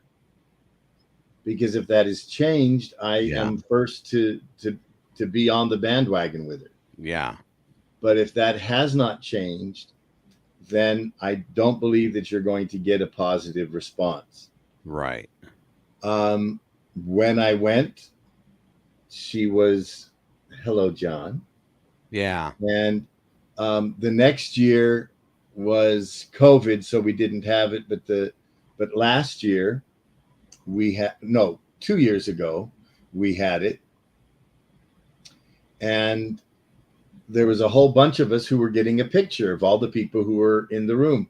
Sure. She refused to get a picture with all of us, and her being on one side and I being on the other, because I was in the photo. I do not know why she did not want to get into the photo, but I made a supposition, which is wrong. I should not make a supposition. But well, I mean, given the circumstances, I would have made the same supposition. Well, again, I'm not inside of her head, so I can't say why she chose not to. But she didn't. Yeah. And so they took another picture without me in the group, with her in the group. Yeah. And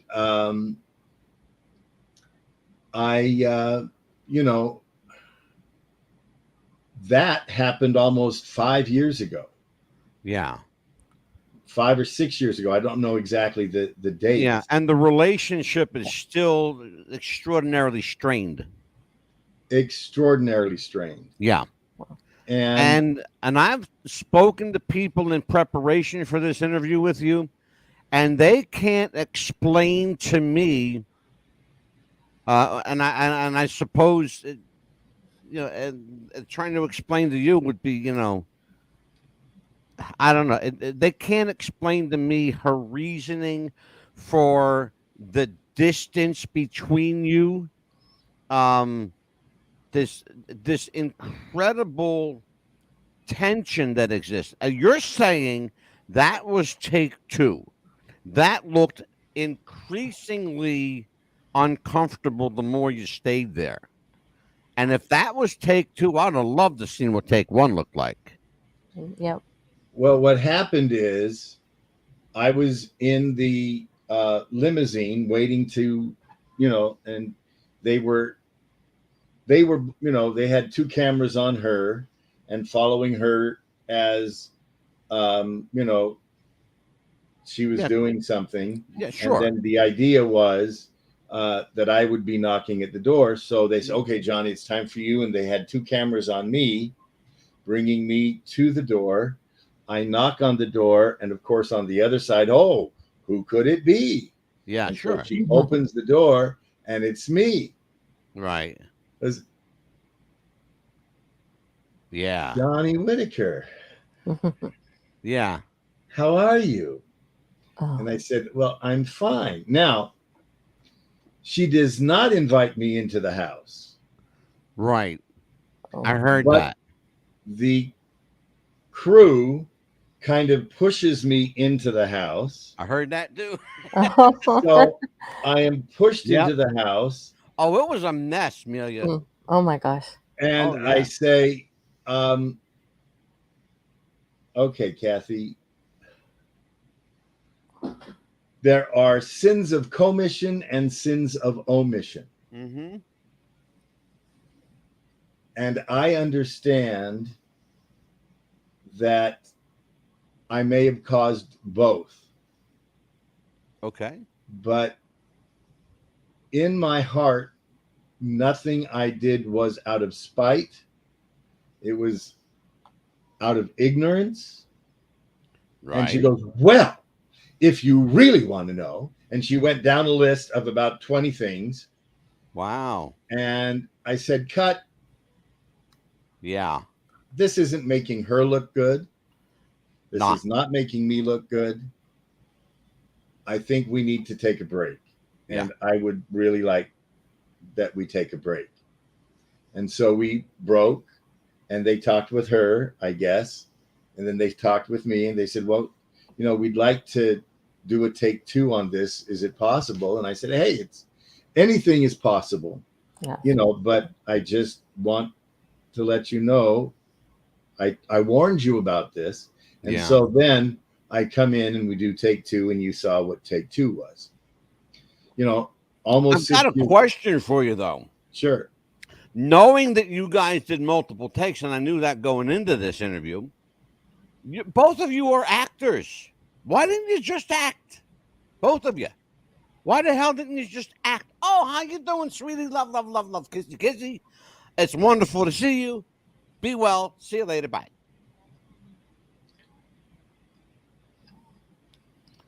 The clip said that Johnny had something on his chest to get off.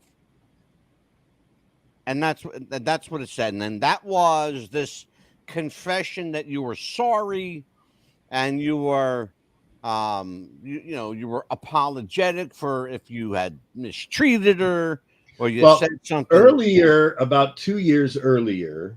Right. Kathy had gotten, she and I, the gig, bringing the trophies out at the TV Land Awards. Yeah, I know about that. And I know for sure that she got that gig for us.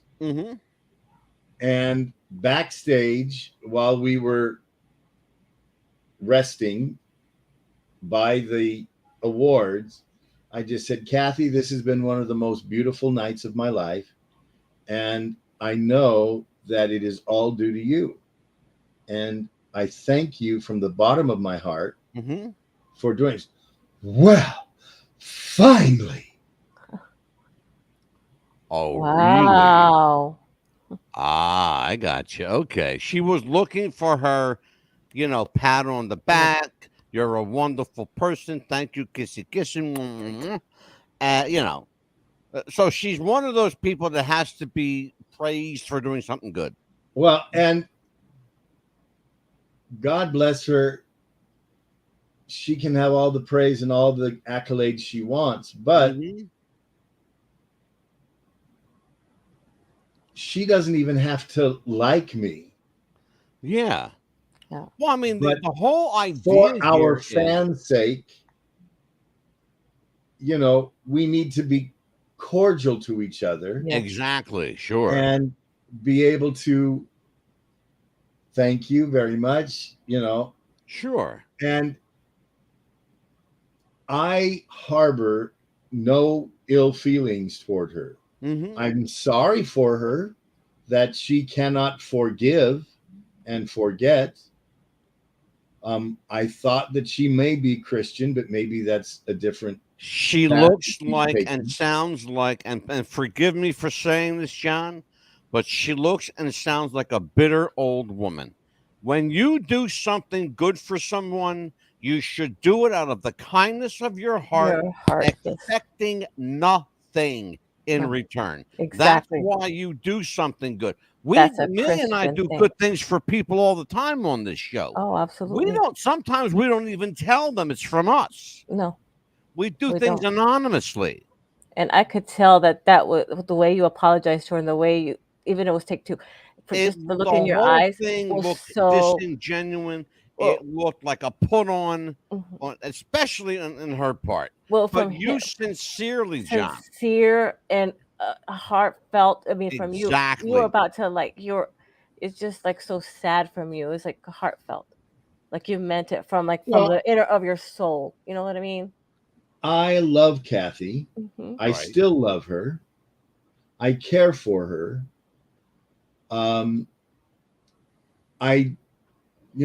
Unfortunately, she just gave an interview shortly where she called me addicted to religion.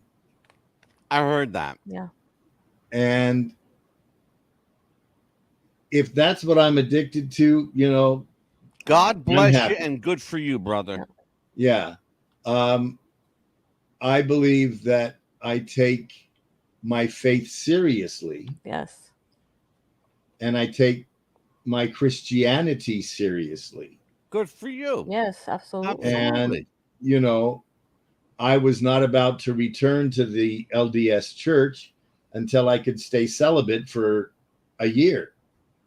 Yeah. That was one of my most difficult parts, because in the LDS church, you do not have any sexual relations with anyone unless you are legally and lawfully married to that person. Absolutely. Yes, it is correct.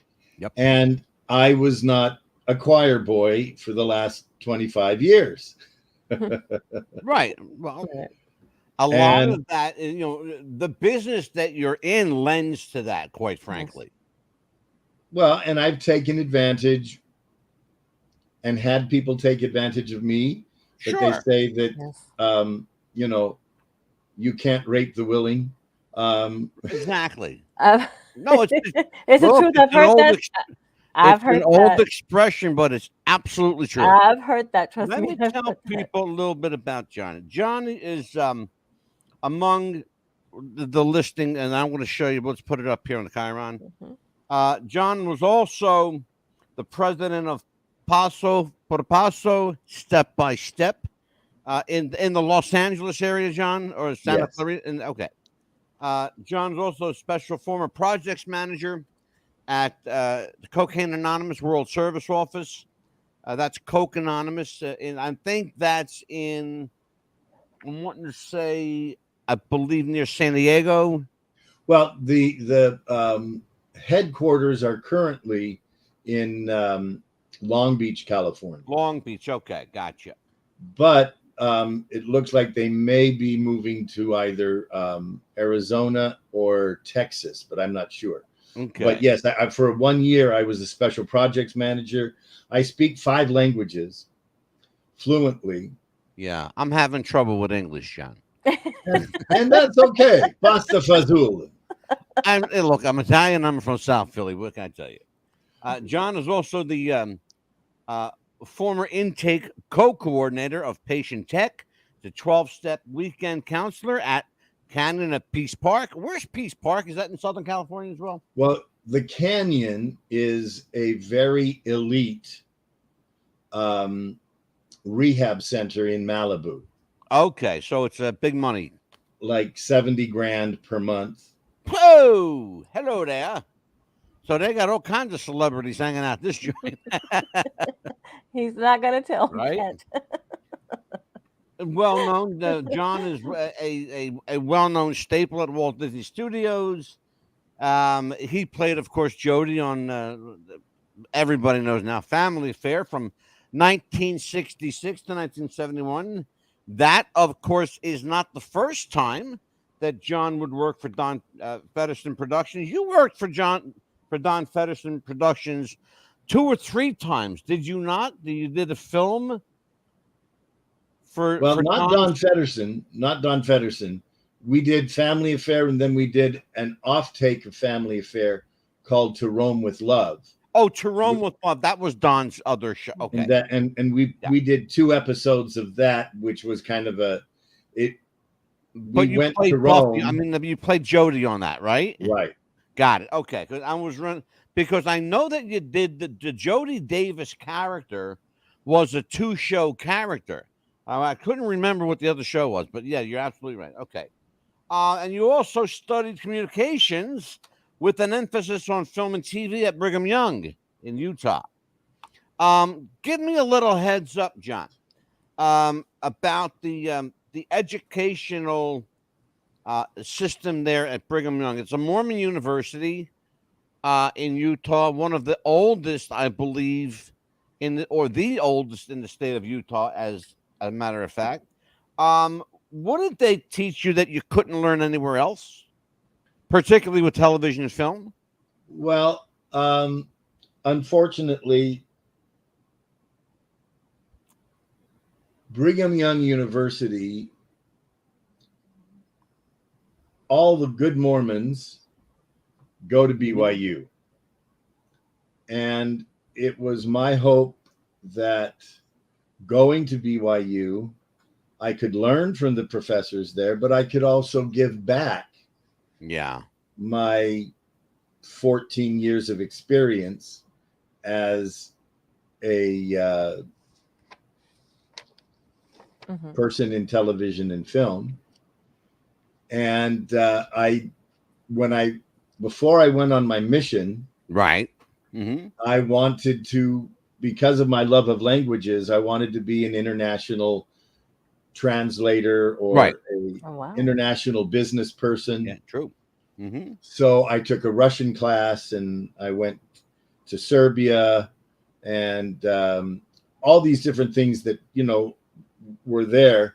Sure. When I returned from my mission, I believe that my plan was my uncle, or my second cousin once removed, the Brigham Young University film department and the film studio is named after my second cousin, who is Wetzel O. Whittaker. Okay. And he worked with Disney on, I think, The Jungle Book and Cinderella and different, Disney things. And then the Church of Jesus Christ of Latter-day Saints asked him to come to Provo and teach them and do films for the church. Yeah. And I was in one of them that he directed. Yep.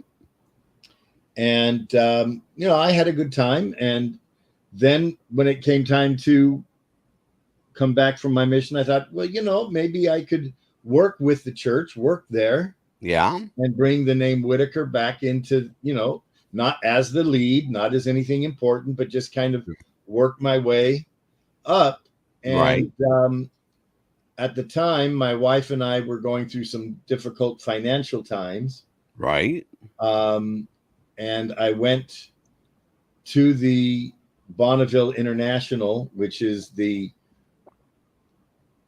film and TV arm of the LDS Church. And I just said, I've graduated. I'm here. I, would like to start working with you. And they said, thank you, and never called me.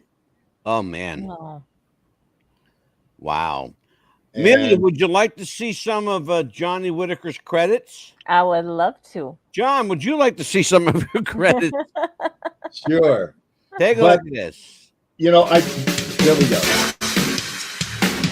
Wow. By the way, you see how fast this is going? I had to cram this into a minute. Let's continue. My goodness. Yeah, watch it. A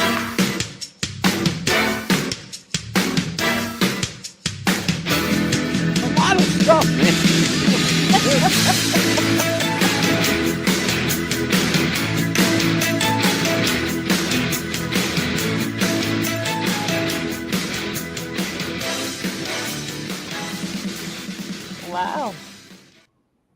That is heads up. You almost just saw it again. Oh. That was 64 on-screen credits. Wow. 64 on-screen credits. Are you aware of that, John? I've never counted them, but thanks for the It's a number. lot. Now I can. Yeah, 64 on-screen credits. That's nuts. That's crazy.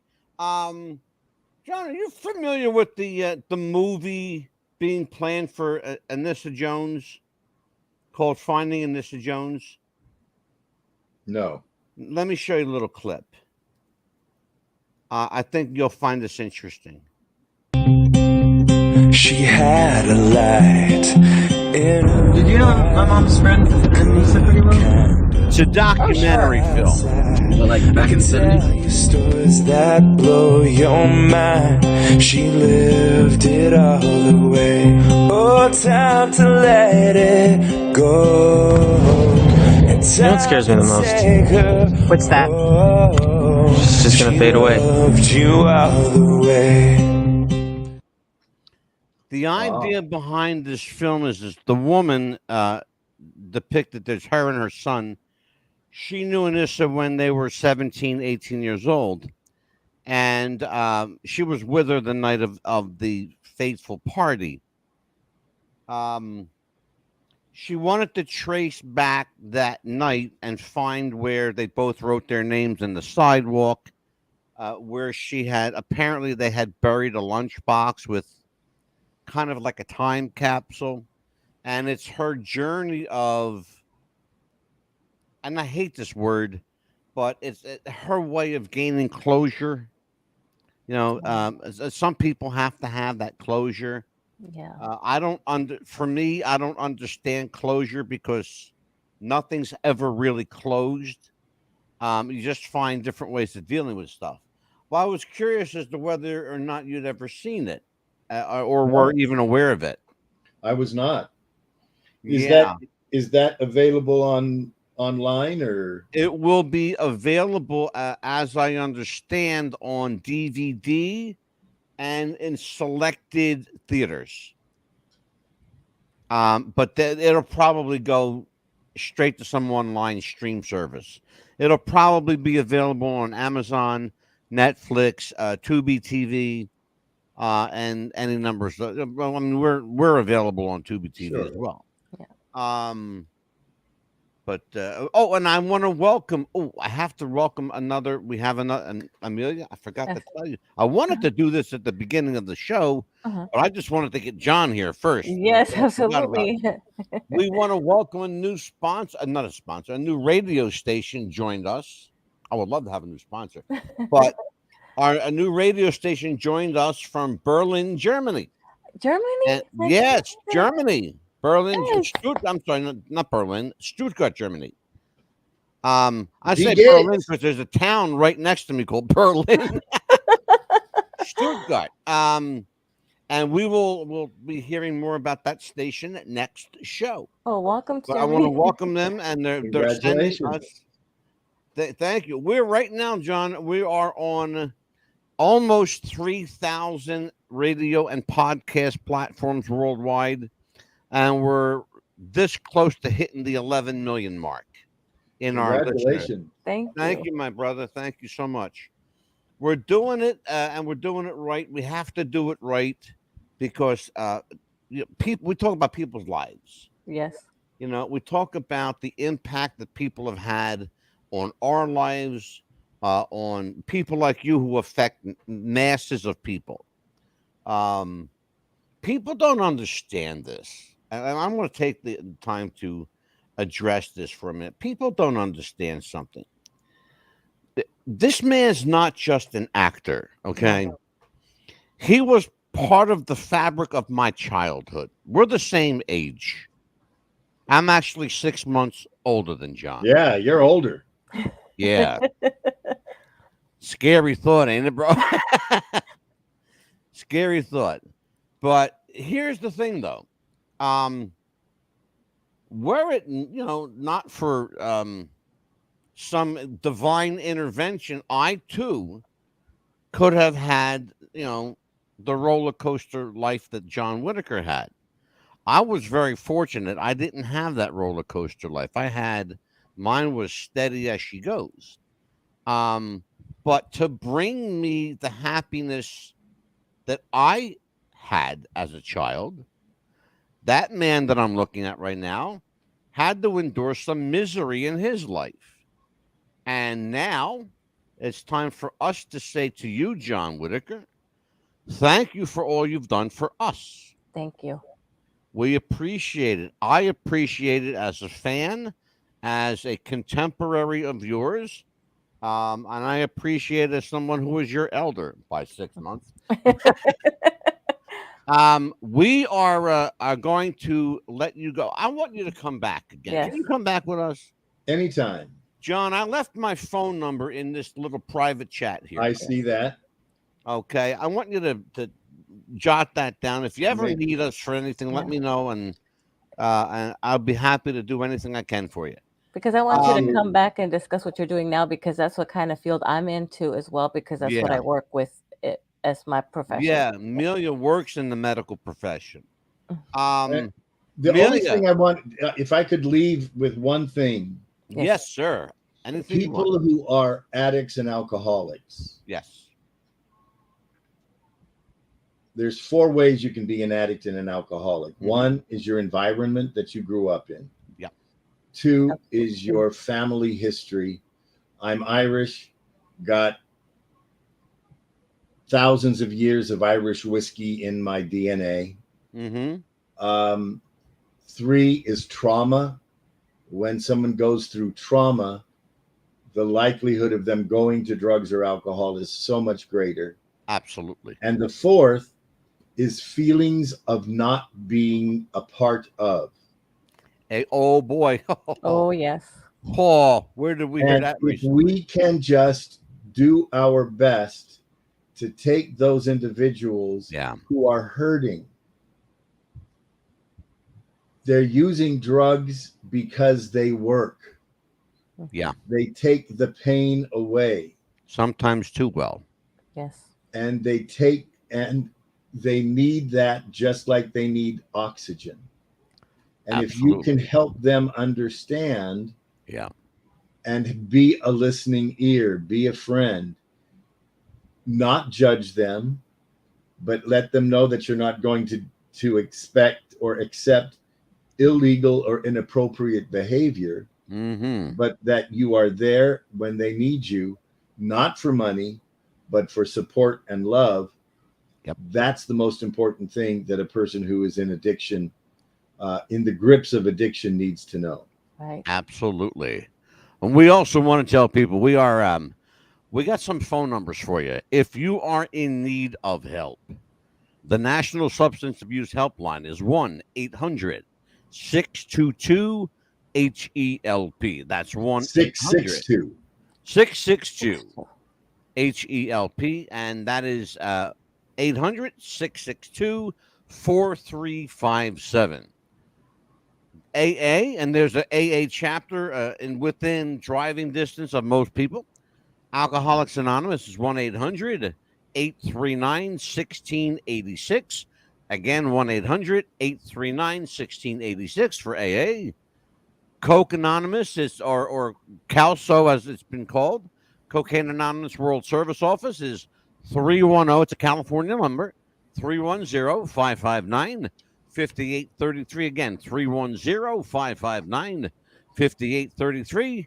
And of course, finally, Narcanon. Narcotics Anonymous is 818-773-9999. That's 818-773-9999. Those numbers are available 24 hours a day, 7 days a week, 365 days a year. They never close. You can also go to na.org, ca.org, and aa.org, and you can get all of that information in your local areas within wherever you are in the world, even in Stuttgart, Germany. Absolutely. Absolutely. Well, I'll tell you what, we will definitely bring John Whittaker back. But in the meantime, Amelia, what's coming up next week on What's the Buzz, America's Best Podcast? June 19th and 20th, which will be Monday and Tuesday of next week, we have the Savannah Paranormal Group coming to visit us. Savannah Paranormal from Savannah, Georgia, joins us for not one but 2 nights. 2 nights, a double header, Amelia. We got some work cut out for us. Oh, yes, we do. The spookies coming to and visit. the week after that, the week of the 26th and 27th, not one but 2 of the country's best psychics. We've got Psychic Valentina and Psychic Tara. Yes. Yeah, we're going to find out. Let's see how good they really are. Right. When we put them to the test. But until next time, for Johnny Whittaker, for Amelia, the Pitbull Chapman, I'm the Mad Dog, Angelo DeCipio, saying goodbye. Take care. God bless. We'll see you next time, folks. Have a great weekend, everyone.